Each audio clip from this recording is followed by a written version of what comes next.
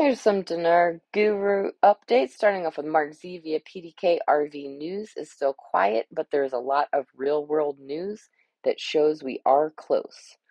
Militiaman article, quote, Minister of Finance, the ministry is keen to implement the provisions of the Emergency Support Law for Food Security and Development, unquote.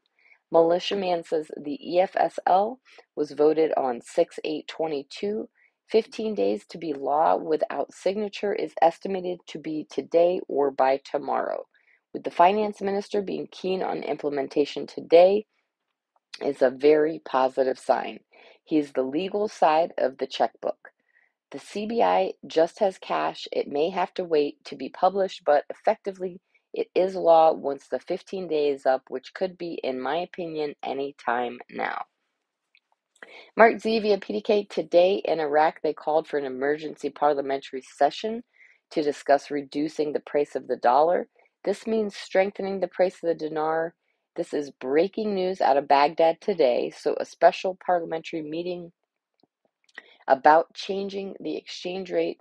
It's in the news and a massive point they're working on to get that exchange rate up. We are waiting on details as to when this will occur, but this is pretty exciting news coming out of Iraq now that they are starting to get their political house in order. All right, Tivon article, quote, Al-Kazimi's advisor, relative control over prices and food security will support us, unquote. Tivon says there it is, ladies and gentlemen. This means they can come out at a comfortable 100,000 to 100 USD at any time, which is basically a flat rate of 1-to-1 if you divide 1 by 100,000 IQD. Until Iraq has a reinstatement of their dinar, you will keep seeing the emphasis on this EFSL. This will not slow down. All right, Pimpy says there's a lot of different factors you have to take into consideration before the change rate, the rate. The things that we should be looking for are not being met. The government nor the economy is stable. They depend too much on oil. They need to build a private sector. Until those things are addressed, you're not going to have any changes in the currency. All right, Sandy Ingram article, quote, Iraq oil minister expects exports ceiling to reach 3.8 BPD in June, 3.85 man BPD in July. Iraq is looking at very large oil revenues in the coming months. All right, day trader, this is in response to Tivon's post. Says the guru Tivon references did state a fair rate would be $100,000 to $100. We've also seen multitudes of articles talking about removing the 3 zeros. I believe the 3 zeros will be removed from 100,000 to $100 to become 100 IQD equals $100 or 1-to-1. Caproni says al-Maliki is now replacing parliamentary members as a result of al-Sadr quitting.